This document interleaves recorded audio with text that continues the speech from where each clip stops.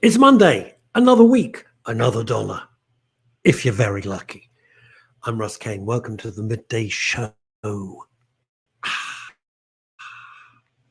may have guests. We may not. We'll certainly have one at 12:30.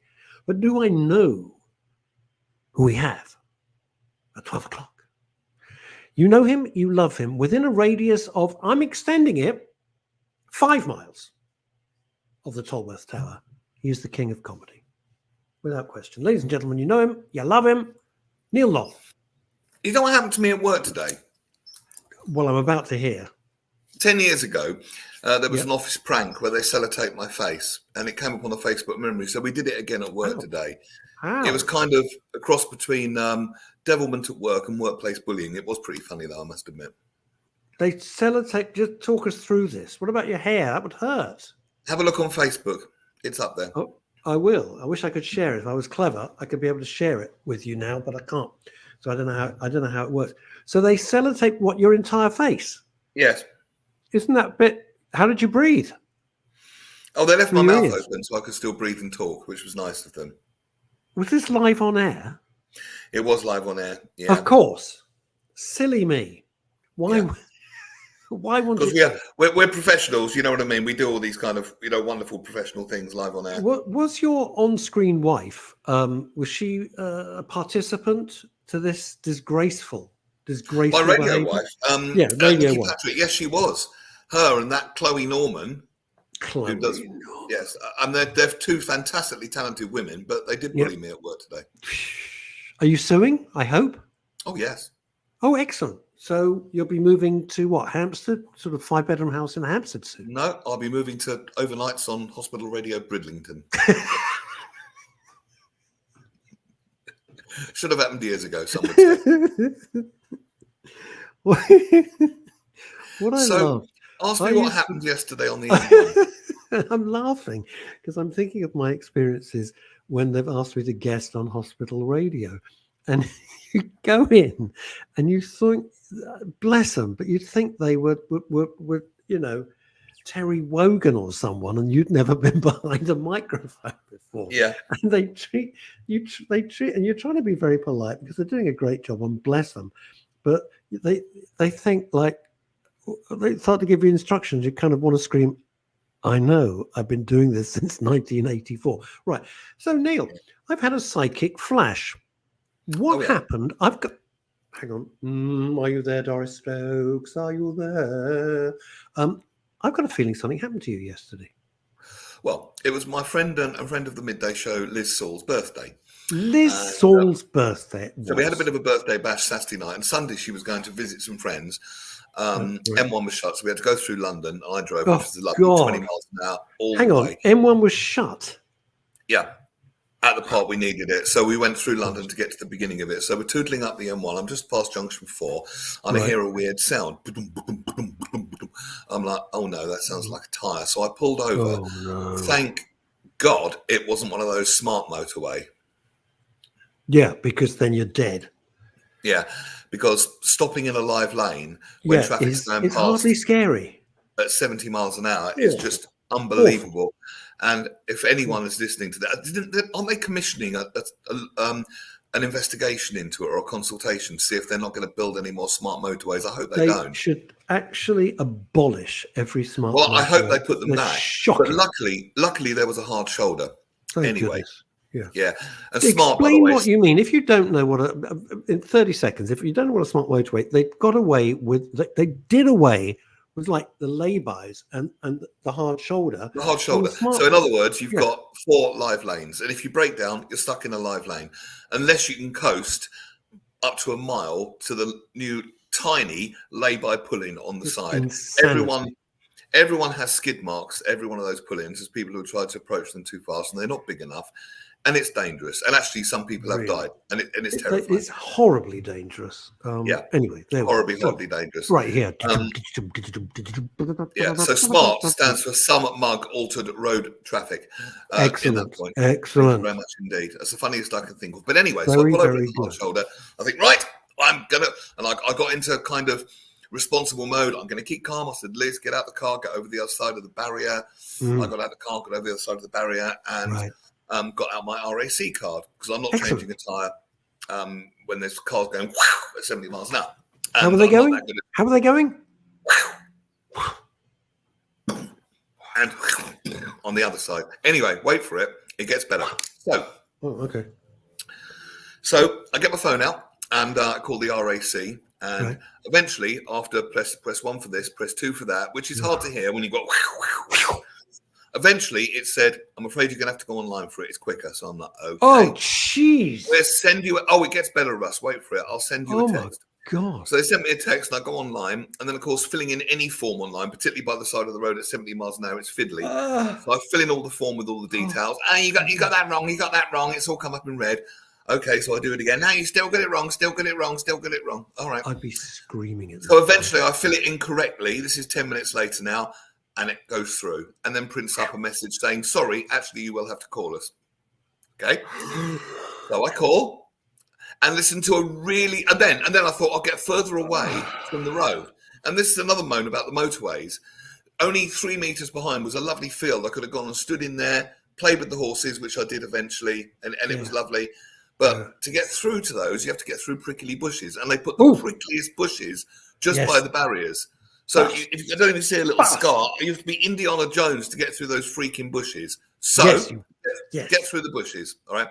Then I ring them up. Long message. We know it's stressful being stuck by the side of the road. We know you're about to be hit by a lorry from Poland any second, but go on. If you abuse our staff in any way, we will disconnect you, not come and rescue you, and cancel your membership. Jeez. So the lady answers. I can understand people can be abusive when they're angry. So I'm lovely to her. Hello, I'm stuck by the M1. My name's Neil. How's your family? Yeah, I know. Everything's all right. Let's get together sometime. I said, well, there's no food here. And Liz, and I love Liz, but Liz is a wonderful Jewish lady, and all Jewish people have this beautiful trait. They will always feed you. And it was the only time in the world she didn't have any snacks with her. Only time ever. The one time. You know, and I know she's listening. Anyway, so they said your priority, we'll get to you in an hour and a half. I'm like, oh, good. Great. Okay, fine. So we wait there. And I bond with the horses. Of course. And experimented with foraging. There's loads of videos on Facebook. You can see what happens when I ate one of the berries, which I shouldn't have. Oh, God. And it's all on Facebook. Anyway, eventually Salvation arrives, Graham, in the RAC truck. And he pulls up and he says, "Mate, where's your spare wheel?" Yep. I went, "Oh, it's in the boot." No spare wheel. What? Yes. So at this point, he refills the tyre and repairs it by the side of the road. And then finally, the whole thing is over. And I'm like, thank goodness for that. Thank goodness for that. Yes. Shake Graham's hand, say thank you so much. Really appreciate it. Turn the key to start the car and the battery's flat. No. Yes. And then my comedy gig was cancelled that night. What a day. Holy God. So tell me something. Please tell me Graham hadn't buggered off in his RAC van before you turned the key. He was so good about it. He said, "Your battery's from the Ark Royal," which I assume is quite old. Well, yeah, a bit. Yeah. So that was my day. That was my day yesterday. You see, you said to me, "I'm getting a new car." I said, "Do not buy a Bugatti Chiron." I said, "It is not fit for what you need it for." Would you listen? No. Mr. Bugatti Chiron. Told you. I'm going to see how that consultation is going for the smart motorways, because having had that experience, they need to be abolished. Scary. They are death traps. They are absolute. Why would you get rid of a hard shoulder? I just do not understand it. I do not understand it. How did that? I actually think. Not a good idea. I live in London. Neil lives in London. I actually think this isn't a London-centric show; it's a global show. But I don't mean it's owned by Ashley Tabor. No, but I think all traffic stuff is created and implemented by people who don't drive, at all. Have no idea about driving. Traffic calming areas. If ever there was a misnomer shoving a sodding plant pot in the middle of the road, because nothing makes me calmer. Nothing makes me feel more relaxed than some foliage in a huge plant pot holder in the middle of a busy road. And then the new 20 mile an hour thing. And yet there's some roads. I was driving down one the other day, and it said it was 50 mile an hour here, and it would be completely dangerous to do 50 there. Yes. So it's just not right. And most 20 mile an hour roads, I'm fine with 30, but 20 is just ridiculous. And it's more polluting. Very hard. I understand by a school area.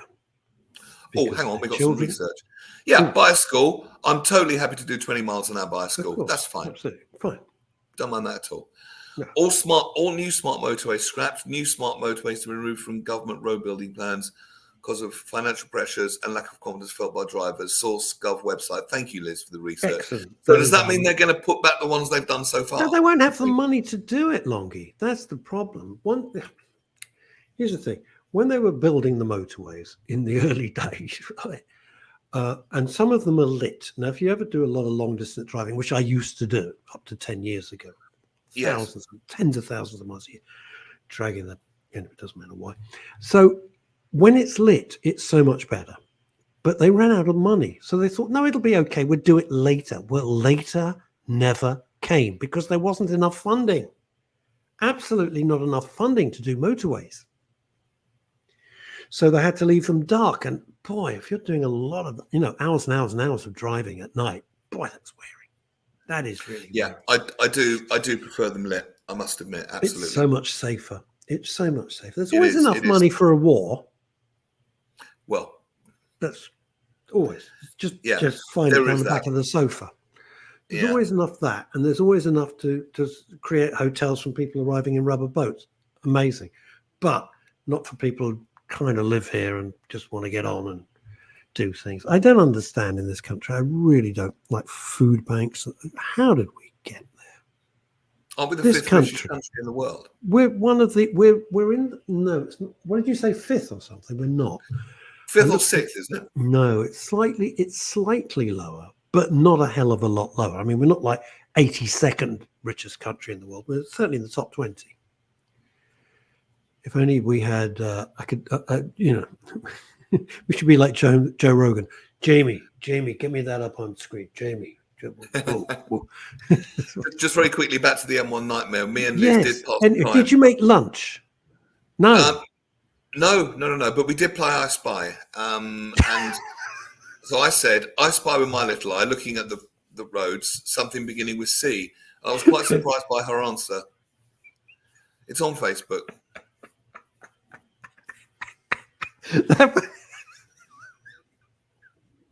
Wasn't car. Was Liz sitting there going, "We there yet? We there yet?"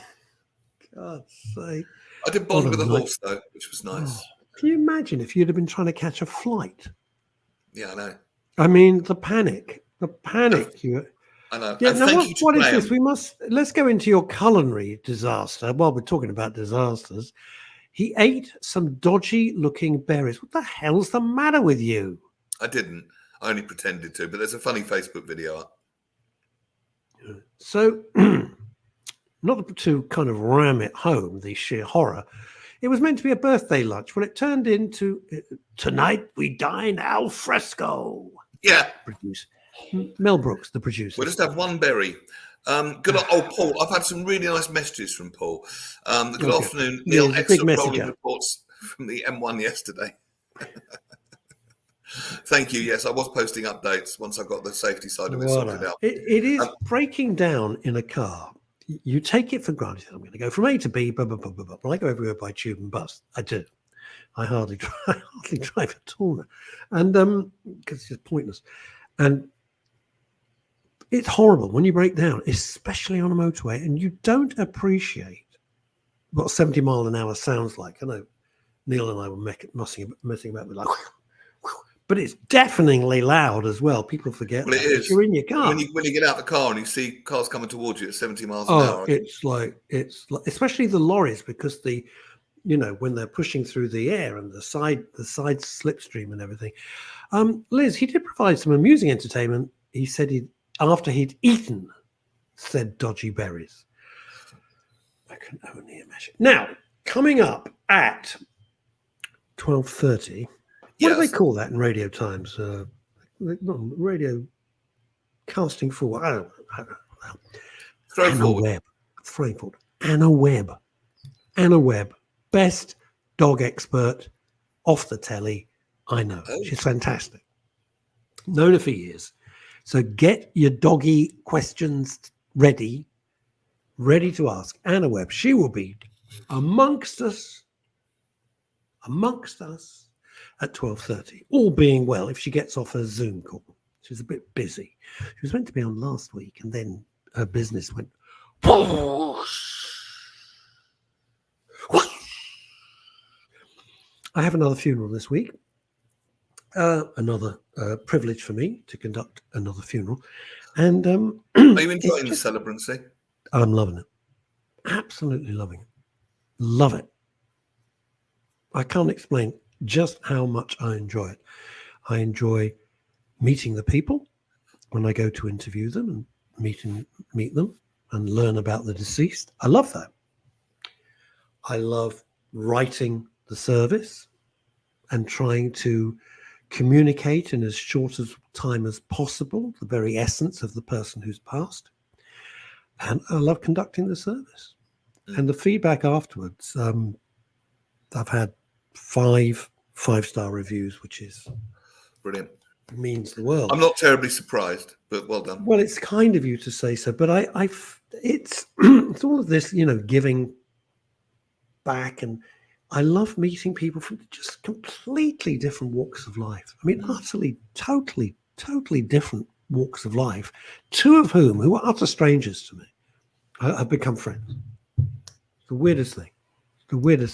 Why is that weird? It's not weird. It's lovely. Because it's a kind of job, and I assumed you would go in, ride into Dodge, do what you do, and you ride out of Dodge, and they've become, friends, no, and it's more we meaningful than interact, and it's more meaningful than that. I met a lovely guy, just a vicar. But I liked him so much at my dad's funeral. I had him for my mum's, which sounds awful, doesn't it? But what's his name? Chris. It'll come to me in a minute. Chris, somebody. But he was a lovely man. Really, good. Really, really good. It was a friend of mine. Morley. Chris Morley. Shout out Chris Morley. Why do I know that name? She's putting it about a bit, your mate. I don't mind me saying this, but I'm off now for another birthday lunch with my friend Dirty Avril. Yeah, it's an accurate name. Now, I hate to dig, but I'm going to, because that is my nature. Dirty Avril. Is that to do with hygiene or to do with her proclivity to put it about a bit? It's not to do with hygiene. Oh, I don't know if she puts it about. That would be unfair, but I think well, it would be. But I mean, she's got the sobriquet Dirty Avril, so quite frankly, a certain sense of humour, shall we say, which frightened even me. And you know what my proclivities are like. God Almighty! If it scared you, if you've never seen Neil Long's act, I do urge you to see it. It's fantastic. Really, I'm not just saying it. I thought it was hilarious and very clever and very unusual, which is what I loved. It was so original. I thought it was great. Anyway, that being said, so do get your what's happening to my throat? So get your doggy questions ready. I've got huge problems with Ebony. I believe she's got canine dementia. She is 15. Is that now. a thing? Oh yeah, it actually is a thing. It's a real thing. Yeah. Well, they're like, that's why we love our dogs and we love our cats and everything. And I had a weird thing. There's a lady, I'm not sure if I know her, but she contacts me a lot, especially about horse racing and stuff. And she said, very upset, sent me a message. I'm not convinced we've ever met. I don't think we have. Vet coming round to put down the dog. I went, oh, I'm so sorry. So I was kind of thinking about it because it's a bit horrible. And then I get another message. No, he lives to fight another day. And I went, hang on, what? How does that work? Vets come round to say cheerio, send it over what is the Rainbow Bridge, by the way? We see it on Facebook. Fred went over the Rainbow Bridge. I don't know what that meant to me. I mean, I know it means they've died, but I wonder why the Rainbow Bridge. What's that about? Do you know? Anybody? Paul Claridge will know. Liz will probably It's know. kind of heaven metaphor, isn't it? Yeah, no, I know, but why the rainbow bridge? Is it like Judy Garland thing? You have to sit through Judy Garland musicals, and the dog's going, "Oh God," which I would. Wasn't a fan. It's all a bit too dramatic for me. A bit too dramatic. Anybody else huge fans of Death in Paradise? Oh yeah, I love it. Loved it. Who's your favourite out of the Oh, detectives? Chris Marshall. Is he? Yeah, Chris Marshall was mine. I think me too. I thought he was great. He had that. Oh, I do like Ralph Little a lot as well. Ralph Little, I loved the character arc. Forgive me for being professional for a second. I loved because he arrived and he was bloody annoying. You know, he hated everything. He had a million allergies, a million phobias. He was a monstrous pain in the ass. And then he just became this guy who controlled his fears and his phobias and his allergies somehow. And yeah, I thought he was excellent, absolutely excellent. Yeah, he is. And spoiler alert, but it's all over social media. When Florence says, you know, why don't we give it a go? And he turns her down. I actually screamed at the television, "You effing idiot." I know, Florence. You absolute idiot. In the words of Wayne's World, showing. Showing. I always remember we I'm not sure if you were there when Wayne's World came out. No, before it was released, we did various private press shows and they invited us at Capitol. I'm sitting next to Pat Sharp. I've never heard anyone laugh so much in a cinema as Pat Sharp. Pat Sharp was living every frame of Wayne's World. He was crying. I didn't think I would like Wayne's World, and I loved it. I loved every bit of it. And Wayne's World 2, I think one of the funniest cinematic scenes I've ever seen is the YMCA scene in Wayne's World 2. I can't remember it. If you remember that. I can't remember that. I just hey, you know, on a Friday. They're basically pulling a stunt outside on the street, and they're dressed as village people, and the stunt goes wrong, and they all have to run. So the 5 village people run, they go through a door and end up in the gay bar. The DJ takes one look at them, and then you can guess what happens. It's just fantastic. It's just unbelievably clever. That's when Mike Myers was funny. It's funny how some people can start off really funny, and then they just believe they're funny, and they become. Come on, Dr. Evil, Austin Powers. No, I didn't find that funny at all. Did you not? Not particularly. I thought it was. I like Mike Myers. I didn't like Fat Bastard and all. I thought it was okay. I thought I know I quite like Dr. Evil. I just thought it was a bit kind of stretched. It was a bit stretched. The first Austin Powers was. I remember Neil Fox arriving somewhere dressed as Austin Powers. He looked exactly like him because he wears the glasses. Fox had the whole thing done. Oh, typical. Right, doggy questions. Got 7 minutes. Get your thing. Anyway, as I was saying, I had big problems with Ebony. She's got canine dementia and all sorts of things. And I, in my despair, contacted Anna. And she was excellent. She was on the phone to me for like 40, 45 minutes. We went through everything. I've taken her advice. I can't stop dementia in her. Here she is, ladies and gentlemen. Hang on. I've got to do the official greeting before you say anything. Woof, woof, Anna Webb. Woof, woof, Russ Kane. Hello, Neil. I don't think I can greet someone that I've met for the first time with woof, woof. So, Anna, lovely to meet you. This was the official greeting on another radio station when Anna was with a very dear mutual friend, Joanne Good, and it was always that. How bloody marvelous! Let's see if I can change this. No, I can't. Anyway, you are the grand fromage of all things canine. That is for sure. The grand fromage. You are the. There we are. That is better. That is better. Right. So first things first, I've never asked you, and I should after all the years, I never asked you how the heck you became a dog expert. I've got a bit of So how did you become a dog expert? I've got a bit of feedback going on, or double voices. Oh, have you got earphones in? Do you want my earphones? Oh, you've got in? to wear earphones. Yes, that was kind of in the instructions, Anna Webb. Okay. Are you plugged in? Okay. This is the woman who lives on radio, by the way. Okay. I've got earphones now. Right. Can you hear me now? Microphone, which hopefully the laptop's picking up. Right. Apologies. This is all. No. It's silky smooth. I don't think anyone's noticed. All right. So my question was, how did you become a dog expert? I've never asked. Okay. So I grew up with dogs because my dad was head of the branch of the RSPCA. Oh, okay. And that meant a lot of animal cruelty. And I geared towards animals much more than people from a very early age. No, I'm going to stop you. I'm going to stop you because your mic is playing up like crazy. I know. Sorry about this. Yeah. I blame Neil. This is all to do with him breaking down on the M1. I think it's affected your microphone. There we are. That's a bit better. How's Anna, Yeah. do you have the volume up on your laptop? Turn your volume down. okay? Right.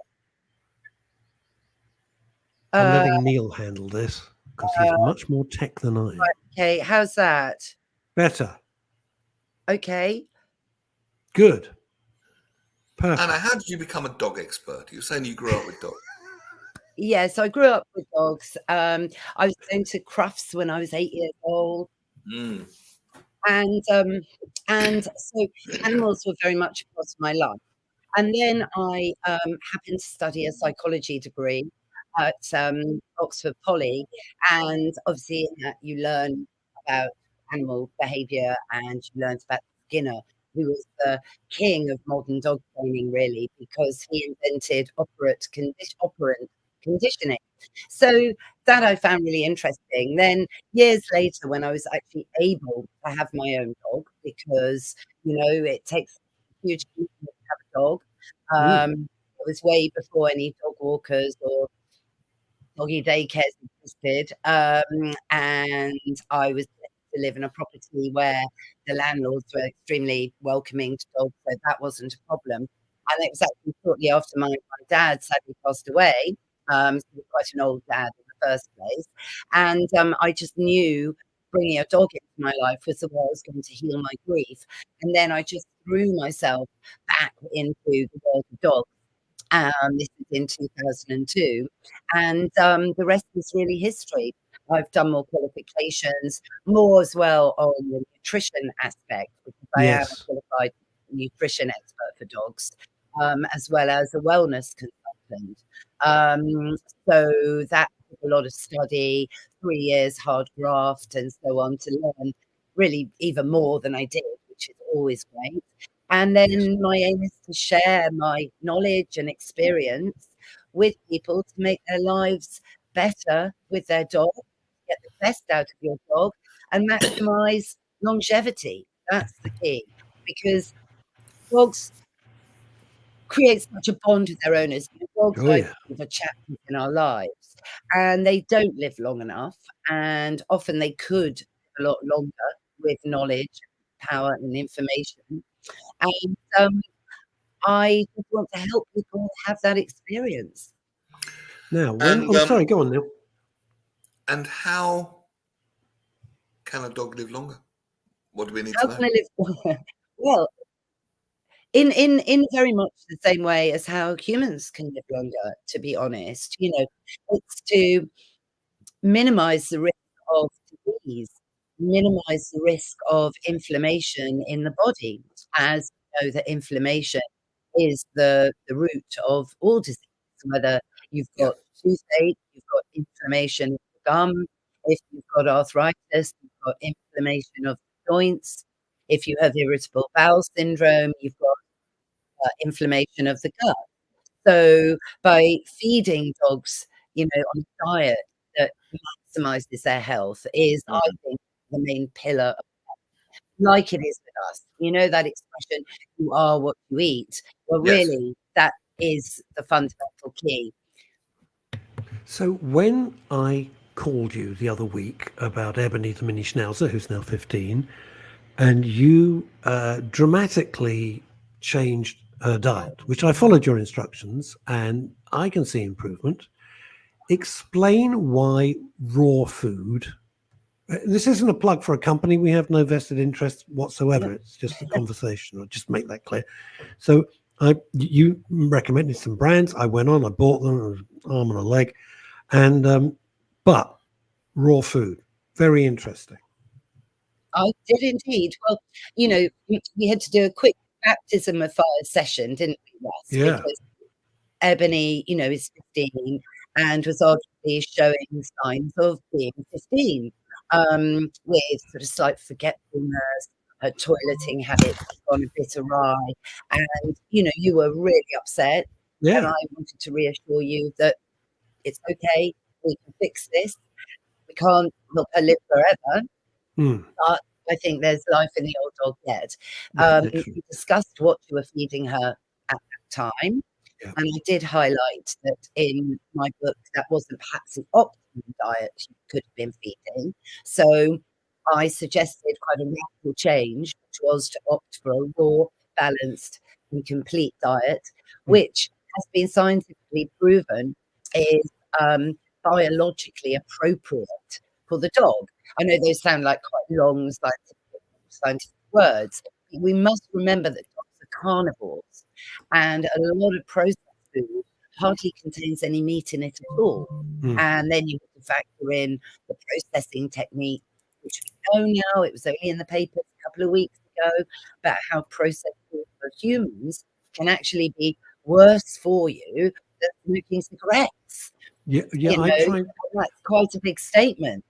Yeah, that's huge. I have a try friend and- who presented on this show at one point with me one day, and she's got this real thing about UPFs, ultra processed foods. So I guess it works in a pretty similar way. With humans and dementia, there are certain drugs that can slow the process down, Aricept, this one. if not being able to cure it. Is that the same with dogs? Yeah, Is it? absolutely. It works exactly the same way. Oh. I mean, we now know so much more about this elusive area in our gut called the microbiome. Microbiome. Yeah, and lots of science has been studying this, you know, recently. I mean, the field of nutrition changes almost every day. It's so fascinating. So dogs have microbiomes like we do, and that it's in the microbiome where our immune system.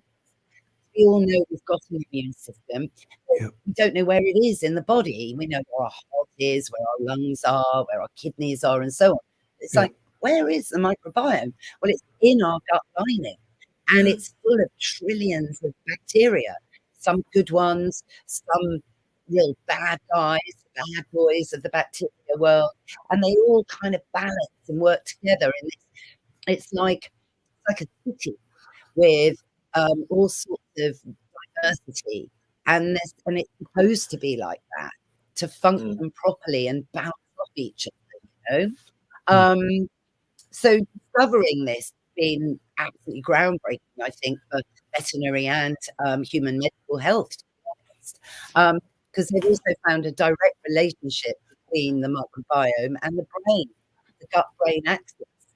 And so where Ebony was getting a little forgetful, perhaps pacing around a little bit, perhaps showing some signs of elderly dog brain syndrome, Yeah, all of that. canine cognitive Yep. dysfunction. You know, I said to Russ, look, we can reboot her diet and we can achieve a lot.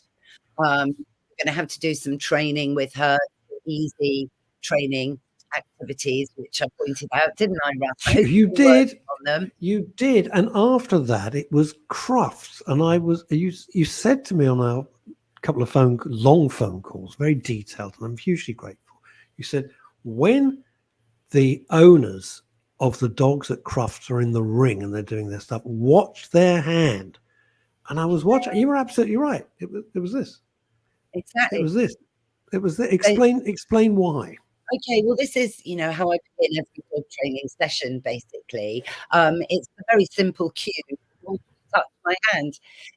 So you begin with a bit of cheese between your fingers, and you're just encouraging the dog's nose to literally tap your hand. Then you release the cheese, and you gradually build the distance of your hand from the dog's nose until you could be in a completely different room. And it's all about spending proactive time with your dog. And this is a great thing for a dog. It's target training. Your hand is the target. But then you build on this gradually and you add distractions so that you can be running an agility course with cameras on you, a full crowd of people cheering, smells, noise. No, Your that's how dog they is do not it. going to lose focus from you because the dog's been trained to trust your guidance and So follow. it's essentially Pavlovian again, isn't it? To a degree, it's Pavlovian. I mean, that's classic conditioning. And yeah, it is, although it goes one step further than Pavlovian Okay. because he had Pavlov's dog, and when the bell rang, the dog knew he was going to get food. Mhm. And that's part of it. But this is also about the dog's choice coming into it, and the dog understanding the certain behaviours.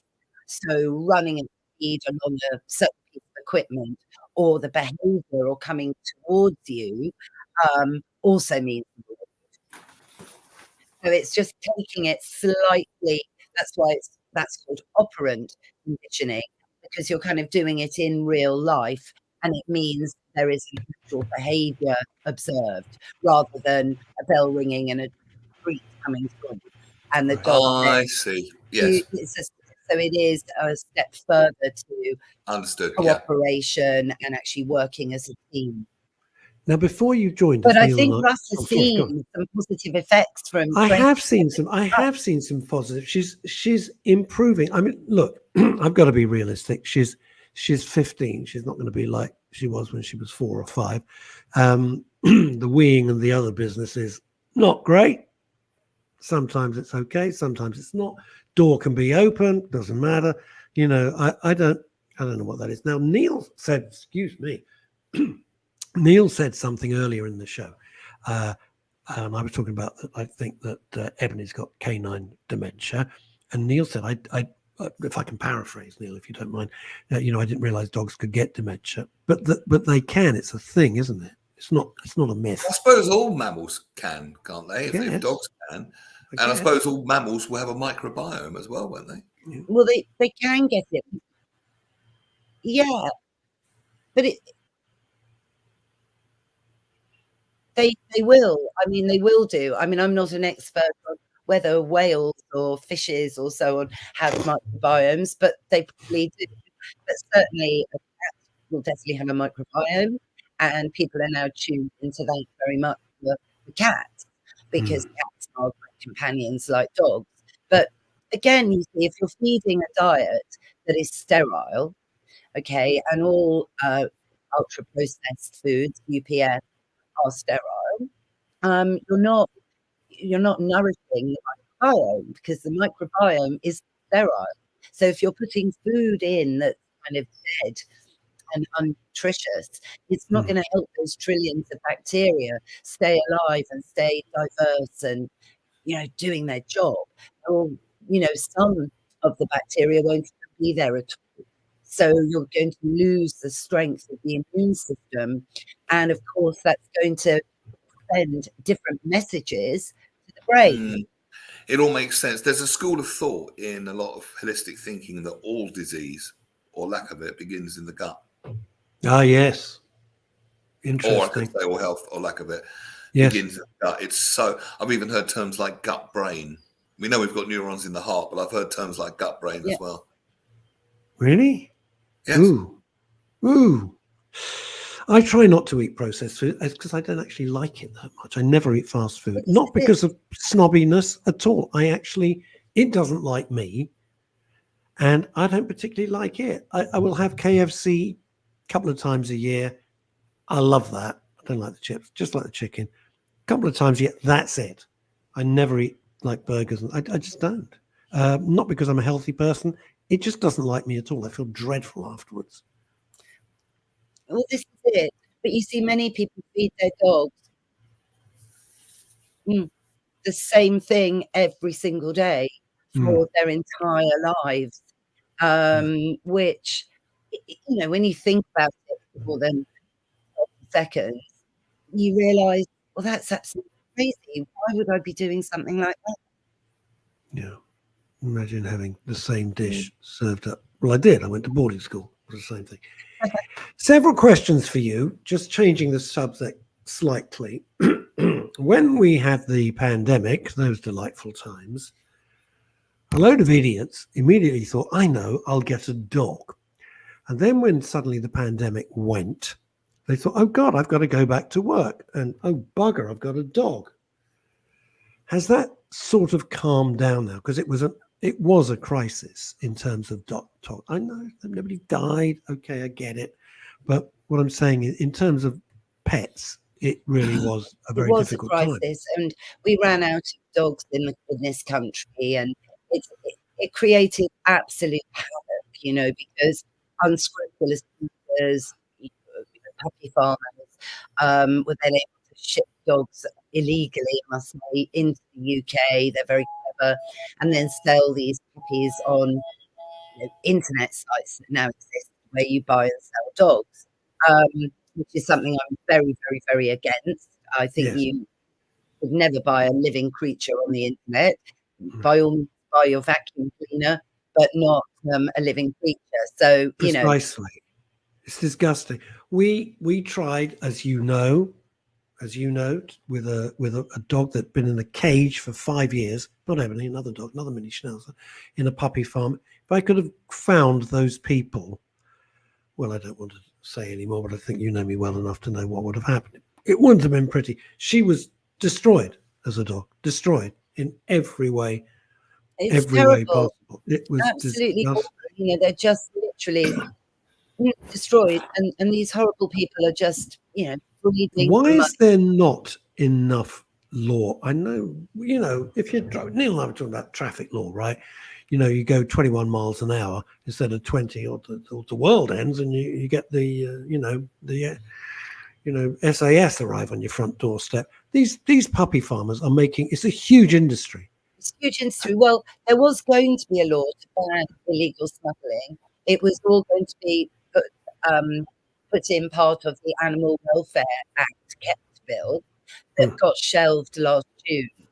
So government had all this great intention and great hot air, and basically the whole Welfare Act got shelved. Why? So do you know why it was shelved?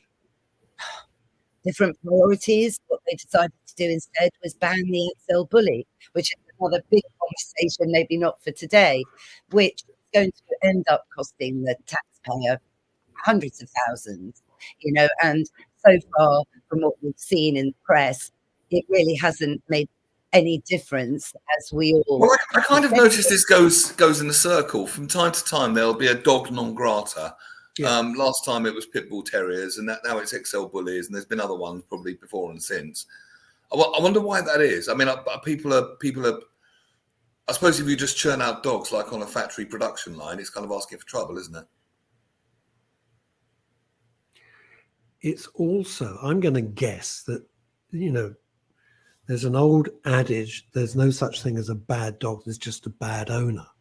And if these dogs, I hear that a lot. Is there any truth in that? Yes, I mean, of course. I mean, it's a bit like with humans. It's nature and nurture. So a lot will depend on how the dog was bred. Were the dog's parents happy, unstressed, friendly dogs? Were the dogs raised up to 8 weeks in an atmosphere, an environment that you'd expect them to be? They could run around, be on grass, eat proper food. And the answer is, in many, many cases, none of that actually happens, you see. And the problem is, dogs can be trained to be aggressive quite easily. Yeah. It's easier than you think, I think, to make a dog be aggressive. And what the XL Bully has is its huge size, which, if you're a certain person, It's an extension of some people's egos, let's face it. yeah, and Absolutely. some people want a dog for protection, and then you want a dog. But a lot of it is showing it. Some of it's showing off. Some of it's this ridiculous macho kind of Andrew Tate kind of attitude. Look at me, I got the toughest dog on the block. Some of it's because you're a drug dealer.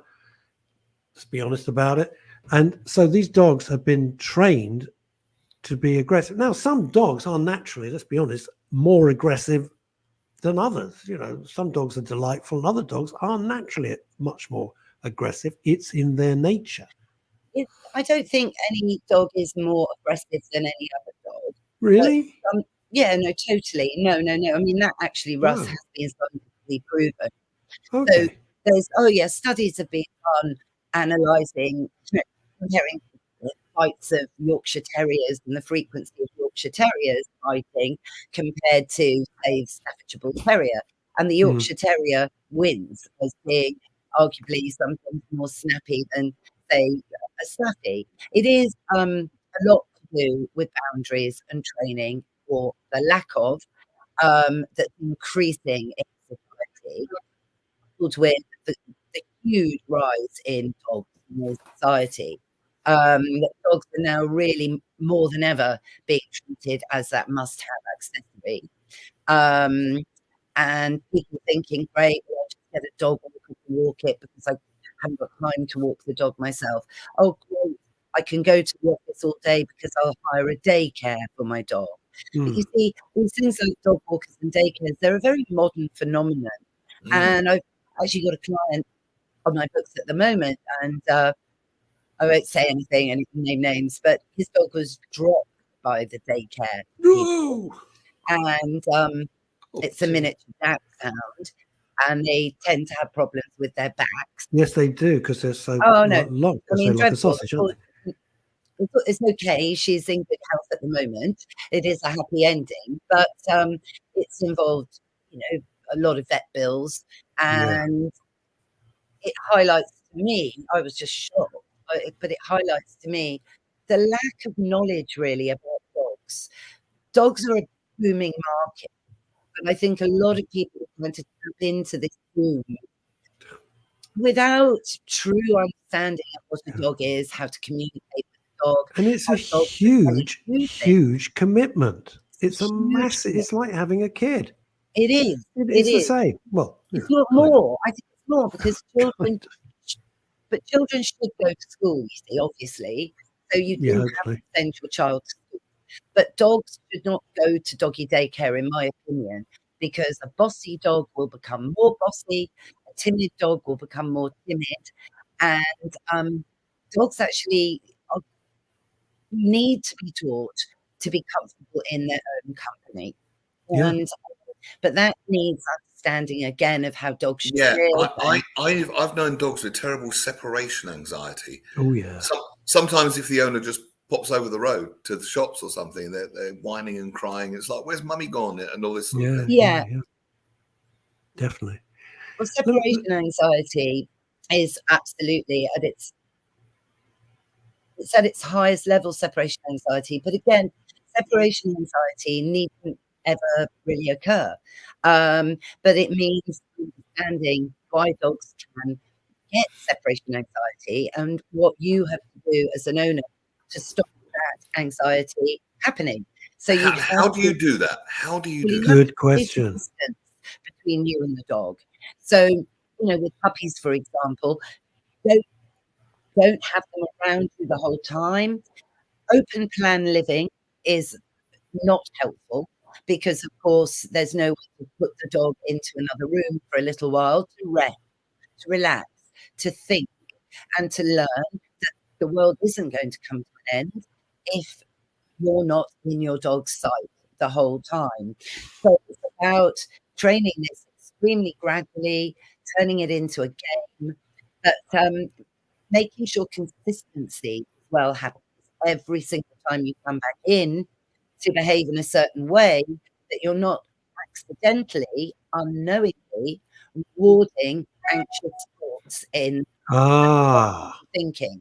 The dog might have been thinking, gosh, I hope she's home soon. She's been rather a long time. I so hope she has napped, and be in a state of anxiety, but holding it in, being stoic. And then you come home going, I'm home. And they go, oh my God, I knew I had to worry about something, that I knew it. And you come back in and you ignore your dog. You avert your eyes from your dog. You stay focused on your mission, which is to make a cup of tea, still ignoring the dog. The dog will be really demanding attention. Try and rise above it until you're sat down, able to relax yourself, and then invite your dog to come towards you. And then huge amount of praise and love and cuddles. But it's the moment you come in, not to reward any later. I heard that one should go and kiss the wife before they give the dog attention. Well, no, come on, steady. Yeah, That'd be ridiculous. That's fantasy. That's what I heard. But the thing is, the wife generally doesn't run up and give you kisses and cuddles and is always pleased to see you. And hopefully there's no mess on the kitchen floor either from the missus. Anyway. Well, let's hope not. Well, mind you, none of my business. Here's the thing. When I do my stand-up, I do a whole section about dogs. And one of the things I ask, and I'm going to turn it into a serious question for you, for Anna Webb, is this. Everyone I know, when they leave to go to, out, they do the goodbye speech. Daddy won't be long. I'm just going out, to see Auntie Liz and Uncle Neil, and I won't be long, and I will. That whole thing. Yes. Now, I realize I just go. Yeah, it's important to settle your dog. I mean, I have a ritual before I'm going out. Make sure your dog's toileted. You can put an interactive toy and fill it with something delicious like chicken or a bit of cheese. So you've distracted them. Make sure they're in a safe room where they're not going to accidentally knock a lamp over and electrocute themselves or whatever. Pull your laptop off the table and so on. And then really, it's as simple as that. You leave the radio on, and then you leave the building. Yep. Yeah, that's what some people have said to me. They said, I want my dog to sleep when I go out, so I put on your radio show, Neil. I'm sure that's so nice. I put on Radio 4, and now Ebony is an anti-Semitic Marxist. Anyway, moving on. Is there any style of radio that dogs would be more calm to? No. There's classical music radio. No, I agree. It's a good question. There's a book called The Mozart Effect. It's really interesting. Classical music makes people have creative brainwaves, so it's a good question. Yeah, it is a good question. Well, Neil, it's interesting you put that question up because I think enrichment is what we're talking about here, and in this we're talking about sonic enrichment, aural enrichment, rather than visual enrichment or olfaction and so on. So, but enrichment from all angles, all our senses, is important for us, and it's important for dogs. So, yes, so sonic enrichment. There's been a few studies done. Classical scores highly, and various rescue centres will play classical music to the dogs in the kennels, and they do relax. What about Brazilian death metal? No, very good. Absolutely not. Heavy metal, AC/DC, and all that. No, all of that is actually disturb dogs' sleep patterns. So that's not going to make your dog sleep. It's just music. The interesting thing is reggae works really well to relax dogs. How weird is that? The reason for that is it's got a 4x4 rhythm. And that mirrors the heartbeat of a dog. Oh, of course. There we go. So get your Bob Marley CD out and get your Bob Marley out and put it on repeat. And think about the BPMs being about between 80 and 130 beats per minute. And the reason for that is as well, it mirrors most dogs' heartbeats. And well, that's interesting. The magic beats per minute for DJs is 128. Interestingly. Is it? 128. There's now science to back this up. They've proved that when the dance floor is in ecstasy, almost worshipping the DJ, and the DJ is one with the dance floor. That's at 128 because it stimulates all the brain chemicals at once, all the serotonins and dopamines and anandamides, and it's the only state they know where you get them all at once on 128 BPM. People are literally high on their own brain chemistry, quite literally. So 1 to 8, so I throw that in. No, it is All these interesting things because are good. science has been done on this with dogs, and it is about emulating the heartbeat. Smaller dogs have faster heartbeats than bigger dogs. So you see, that can be a problem if you're in a rescue centre where you've got all different No, you just sizes. need a Prodigy CD if you want a faster beat. Just play the Prodigy for small dogs and a bit of Mozart for the big dogs. Easy, problem solved. There you go. I mean, that's the general thing. But for me, I like to leave. I like to leave a bit of mixture. I'll often have BBC Radio London on, and you've got a bit of speech. You've got male voices, female voices, song, chat. And then you've got variety, because what all the science does concur on is that dogs get bored of the same thing, just like we do. So too much classical, too much Bob Marley, they'll get sick of it after a while. So to have variety and maybe create your own playlist might be an idea. Here's an interesting question. It's a bit of a side question, but it's aimed at Mr. Neil Long. What is an example of 1 to 8? Go to any Calvin Harris record or any David Guetta record and you'll have your answer. Boom. Boom. Pretty much. Question for you, Most of Anna them. Webb. What the hell has happened to vet bills? God bills. Oh my God, almighty. I'm not buying Bolivia. I just want to go get my dog fixed. Their bills have gone up and up and up and up. What's that all about? It's okay. Well, it's a complicated. Well, it's not that complicated actually. I think part of the problem is there's a shortage of vets, which believe it, because after Brexit, half of our veterinary workforce had to leave, and so that's one factor. So Brexit. The other aspect is dog ownership got so much bigger so quickly that there is greater demand for vets.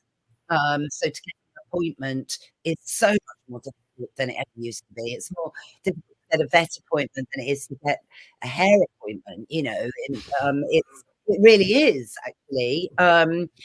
It's not funny, and so there's that. But there's a lot of discussion about this, because our vet bills at the moment are being investigated by the CMA, the government body, as to find out exactly why and how UK vet bills are 4 times more expensive than they are in the EU.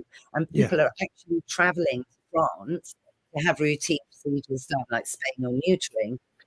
Seriously, it works out cheaper with the travel, and they're making a holiday of it, as it will still come in less than. Yeah, seriously, that is fact. So, and it's all these subscription models that everyone's following now. I mean, you'll know, I certainly get fed up with it. I might accidentally subscribe to something, and then trying to unsubscribe from it, it's like so difficult, which is utterly ridiculous. Well, that's what they rely on. They rely on the fact that you forget to cancel the subscription. That's right. 1 month free. Oh, marvelous! I'll do that. Then you forget. They rely on it, and then you can't remember how you're paying it. And then you think, I can't be asked. This is taking up so much of my time. I'll pay How many dogs? How many dogs do you have, Anna? How many? I have 2 dogs, Neil. I have Mr. Binks, my English toy terrier, and I have Prudence, my miniature bull terrier. Very nice. And why those particular breeds? Well, Prudence is the successor to Molly. My first dog as a grown up on my own. Molly, Russ, you remember Molly, because Molly of course. in the studio of BBC Radio London for the first airing of Barking at the Moon. For 3 years, we brought our dogs, Joe and I, into the studio. It was just utterly mad. It would never happen now. Oh, God, no. Jeez. Can't even get into the studio. Molly. And then, I love bull terriers because of their personalities, basically. Last question. I noticed in this year's craft, look at me, Mr. Expert, that they're starting to make sure that certain breeds can breathe properly. In other words, they haven't been bred just for the look. There is a proper, realistic an important health issue, which I think should have been dealt with years ago. That's a good thing, presumably? Oh, totally good thing. You know, again, it's this thing called over-exaggeration of features. Um, yeah, well, over-exaggeration isn't a good thing, but to minimize this flat Yeah. ability to breathe, facial expressions, um, to go back to how dogs were, if you only look about 5 decades ago, even less, you know, you've got French bulldogs, they used to have not a big long nose, but they certainly didn't have this wrinkle, and then had a good sort of inch of muzzle, you know? Yeah. That's Yeah. all gone now, and some of these dogs are just completely flat-faced. But when you're in the park, Anna, like when you're in the park or something, you can hear them like a mile. Like that's Yes. and I'm going like, this poor thing can hardly breathe. I know it looks nice, but that's crazy, you know? Just You not can crazy, hear is it? them, and yeah, it's crazy. no, it's Will it's you very come wrong. back? It is wrong. Will you come back and talk to us again? Because everybody loves you. I know that. Oh, well, thank you, Russ, and And yes, it's I'll make fascinating. sure. It's been lovely to talk to you, Anna. Really interesting to listen to you. Yeah. Well, Neil, So, thank you very much for having me on, and it's oh, been Debbie, great to thank chat. you, and thank you so much for coming to the rescue with Ebony. Bless. I'm very, very grateful. I Thank really am. you. God bless. Bye bye. The fantastic Anna Webb. She's hang on, this is wrong. I want that. There we go. There we go. Well, I'll be back on Wednesday, folks. You will be back. Do you have a guest? Do you have Not somebody yet, special? but anything But can you change. will. You will. People are loving your Wednesday show, by the way. Neil kind of does I always say this when I'm promoting the show. Neil does a deep dive. I am delightfully shallow. That is it. No stone is even turned with me. With Neil, JCB excavator goes into the heart and try not to break down. I don't mean emotionally, by the way. I do mean in your car. Stay safe. Join Neil 12 o'clock on Wednesday. I'll be back with the gang, Chantel and Phil Dave, on Friday. Until then, try and stay out of trouble, everybody. Bye-bye. All the best, folks. Good afternoon.